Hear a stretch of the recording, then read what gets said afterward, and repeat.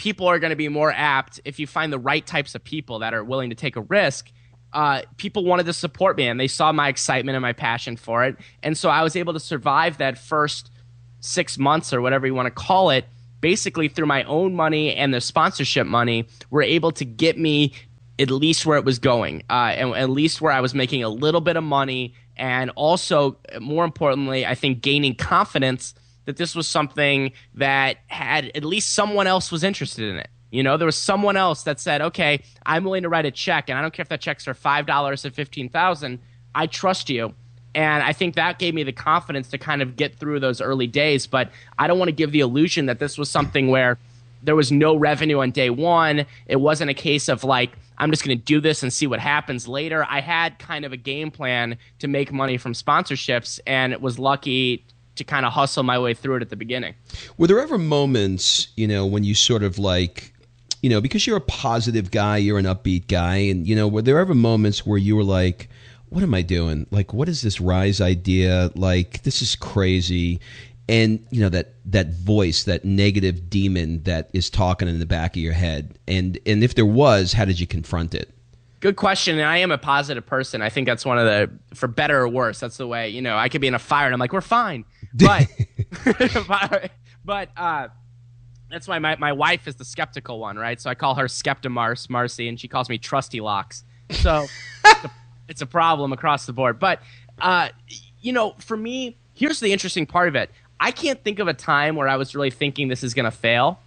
But the reason is not necessarily because I was so confident, but I was so busy early on. I know that sounds a little ridiculous. No, it doesn't. You were in it. You didn't have time. You didn't have time to be negative. Like, it was almost like we're at the starting line. We're hitting go. Yep. And as soon as I was hitting go, there were so many things to do. There wasn't time to sit back and be like, oh, God, this is terrible. This is terrible. There was not time. Like, I was writing scripts. I was hiring production people. I was finding out all the annoying things about TV that no one would know, like closed captioning and what a pain in the butt that is. No offense to people that are hearing impaired, but a little pain in the butt. And all these different things that I didn't have a chance to even sit there for 5 minutes and say, oh, man, this is a bad idea. And even when the first episode aired on ABC, which I have linked up somewhere, like hopefully buried. It is bad. Like, it is not good, right? Like, let's just be honest. But it was done, and it taught me a lot, and I'm still alive. And it was one of those cases where it's a constant improvement over time. But for me, that negative juice really didn't flow. I would even say to years later, sometimes even now it happens because I've got more time to reflect. But early on, it was in the ground running.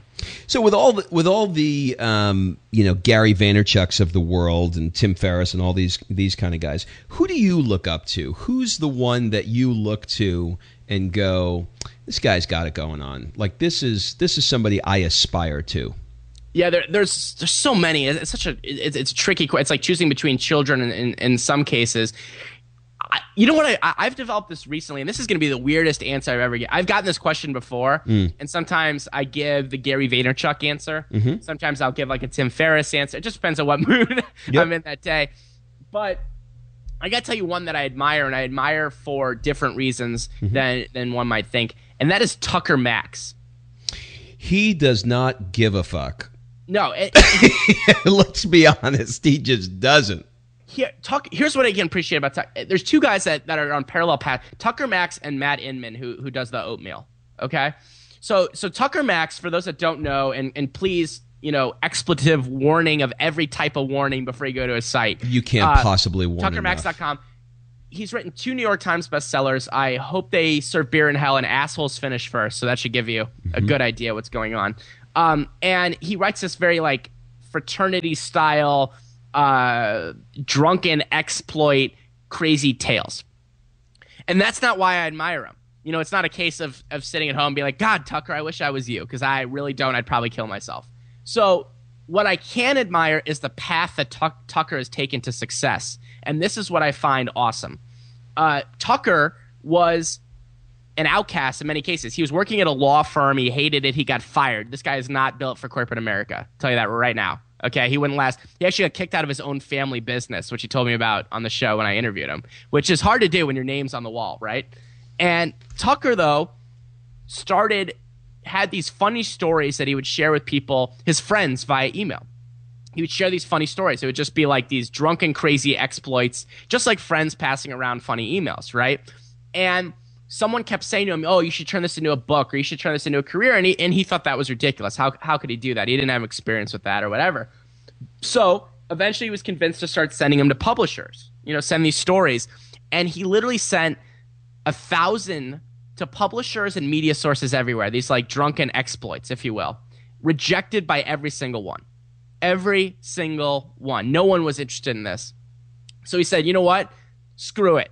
I'm going to post it up online at tuckermax.com. I'm going to start writing these stories. I'm going to post it for no money up on my website, and I'm going to go from there. And the rest of the story is history. His website took off. The publishers that once rejected him came back and groveled at his knees, wanting him back.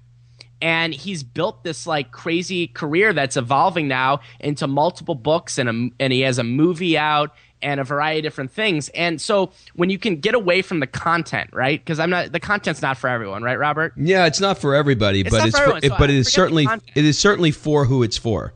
Right. Forget the content. That's like the content is good for a specific audience of people, and that's important. But I'm not even so worried about the content or the message that Tucker sends to people. I found it more inspiring the path and the way that he did this. This is the way that people are making it as artists, and that's the way that I see it. I see myself, and I see a lot of people that hang out on my site. I see us as we're entrepreneurs doing things like that, but we're really artists in some capacity, because you create something that's interesting. It might be a book, it might be a podcast, it might be literal art, it might be something. But I think that artistic perspective of making it and building that platform is something that we can all learn a lot from. Okay, so the biggest question I get is, I'd love to do what lights me up. I'd love to do my passion, but man, I got to pay the bills. In the second half of our interview for our Get Jet Set Money members, we're going to talk about how David has managed to monetize his passion. But for now, David, if people want to get a hold of you or follow you, what's the best way for them to do it? Sure. The easiest thing to do is if you go to therisetothetop.com, which was completely redesigned, actually. So I'm very excited about the new design. Looks awesome. Thank you. So if you go to therisetothetop.com, you can find everything that you want there. You can check out the episodes. You can find me on Facebook and Twitter. I'm at The Rise to the Top on Twitter, and /David Garland and /Rise to the Top minus the. That was stupid, on Facebook. But you can find all those links, in case you don't remember them, at therisetothetop.com. Okay, so if anyone wants to hear the second half of our interview with David, just go to getjetsetmoney.com. That's it for this episode of the Lifestyle Design Confessions podcast. Remember, if you want to get a jump start on creating the income to live your jet set life using our proven system, you can claim your risk-free trial membership to Jet Set Money by going to getjetsetmoney.com. And remember, excuses are over. It's time to live.